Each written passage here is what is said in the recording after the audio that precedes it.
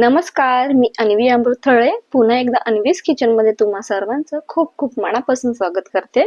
तर मंडळी, याआधी तुम्ही पाणीपुरीच्या गाडीवर मिळणारा चटपटीत रगडा पॅटीस किंवा आलू टिक्की चाट नक्कीच खाल्ला असेल, पण आज आपण अगदी घरच्या घरी खूप साध्या आणि सोप्या पद्धतीमध्ये रगडा पॅटीस कसा बनवायचा ते बघणार आहोत। या रेसिपीची खास गोष्ट म्हणजे यासोबत लागणारी चिंच खजुराची चटणी आणि पुदिन्याची हिरवी चटणी। या रेसिपीचा व्हिडिओ मी अगोदर शेअर केला आहे, तो बघितला नसेल तर नक्की बघा।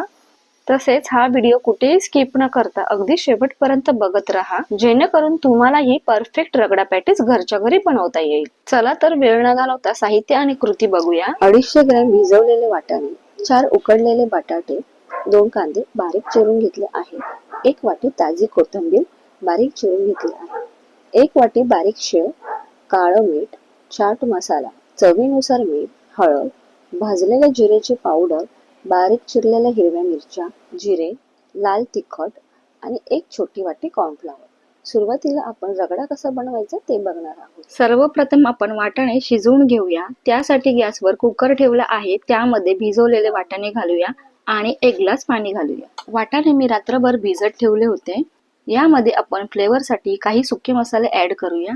चवीनुसार मीठ, पाव चमचा हळद, पाव चमचा लाल तिखट, भाजलेल्या जिरेची पावडर, चाट मसाला आणि काळे मीठ। आता हे सर्व साहित्य छान मिक्स करून घेऊया। कुकरचे झाकण लावून वाटाणे 4 शिट्ट्या होईपर्यंत शिजवून घेऊया। जोपर्यंत वाटाणे शिजत आहे तोपर्यंत आपण पॅटीसची तयारी करून घेऊया। आलू पॅटीस बनवण्यासाठी इथे आपण साधारण 4 बटाटे उकळून साल काढून घेतले आहेत। आता हे सर्व बटाटे आपण किसणीने किसून घेऊया।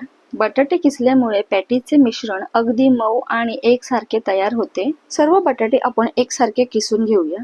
सर्व बटाटे किसून झाले आहेत। आता यामध्ये 1 वाटी कॉर्नफ्लॉवर घालूया। कॉर्नफ्लॉवर घातल्यामुळे याला छान बाइंडिंग येतं। कॉर्नफ्लॉवर जर नसेल तांदळाची पिठी घातली तरीही चालेल। बारीक चिरलेली हिरवी मिरची, मिरचीचं प्रमाण तुम्ही आपल्या आवडीप्रमाणे कमी जास्त घेऊ शकता। पाव चमचा हळद, काळे मीठ, चाट मसाला, भाजलेल्या जिरेची पावडर, लाल तिखट, चवीनुसार मीठ, बारीक चिरलेली कोथिंबीर। आता आपल्याला हे सर्व मिश्रण छान मळून घ्यायचं आहे। हे मिश्रण जर तुम्हाला जास्त सैलसर वाटत असेल तर यामध्ये थोडेसे कॉर्नफ्लॉवर घालून पुन्हा एकदा मिश्रण छान मळून घ्या। मिश्रण मळून झाले आहे। आता हाताला थोडे तेल लावून आपल्या आवडीप्रमाणे पॅटीस छान आकार देऊन बनवून घ्यायचे आहेत। अशा प्रकारे मी सर्व पॅटीस गोल आकारामध्ये तयार करून घेतले आहे। दुसरीकडे आपल्या कुकरच्या 4 शिट्ट्या झाल्या आहेत। आता कुकर बाजूला ठेवून गॅसवर पॅन ठेवूया। साधारण पॅन गरम झाला की त्यामध्ये थोडेसे तेल घालूया। तेल पॅनला पसरून घ्यायचं आहे आणि तयार केलेले पॅटीस एक एक करून पॅन मध्ये ठेवूया। गॅसची फ्लेम मध्यम ठेवायची आहे। साधारण 3 ते 4 मिनिटांनी पॅटीस अलगद पलटून घेऊया आणि दोन्ही बाजूने छान सोनेरी रंग येईपर्यंत पॅटीस छान फ्राय करून घ्यायचे आहेत। तुम्ही पाहू शकतात आपले सर्व पॅटीस छान गोल्डन ब्राउन रंगावर फ्राय झाले आहेत। आता ते एका डिश मध्ये काढून घेऊया। आता आपण रगडा कसा बनवायचा ते पाहूया। कुकरचा प्रेशर पूर्णपणे उतरल्यावर झाकण उघडून घेऊया। तर तुम्ही बघू शकतात आपले वाटाणे सुद्धा छान मऊ शिजले आहेत।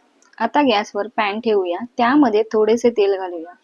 तेल गरम झाल्यावर जिरे घालूया। जिरे छान तडतडले की त्यामध्ये शिजवलेले वाटाणे घालूया। आता त्यात अर्धा ग्लास पाणी घालून सर्व साहित्य एकजीव करून घेऊया। रगड्याला छान घट्टपणा यावा म्हणून मॅशरच्या मदतीने वाटाणे थोडेसे मॅश करून घेऊया। तुम्हाला रगडा किती पातळ किंवा घट्ट हवा असेल त्यानुसार तुम्ही पाणी कमी जास्त करू शकता आणि मिठाचं प्रमाणही चवीनुसार चाखून बघायचं आहे। 4 ते 5 मिनिटं रगडा छान शिजवून घ्यायचा आहे। शेवटी भरपूर ताजी कोथिंबीर घालूया। अशा प्रकारे आपला गरमागरम रगडा तयार झाला आहे। आता आपण दुसरीकडे रगडा पॅटीचा घरगुती स्टॉल लावला आहे। त्यामध्ये आपण घेतले आहे आलू टिक्की, रगडा, बारीक चिरलेला कांदा, बारीक शेव, पुदिन्याची हिरवी चटणी आणि चिंच खजुराची चटणी। या दोघांची रेसिपी मी अगोदर अपलोड केली आहे, ती बघितली नसेल तर नक्की बघा।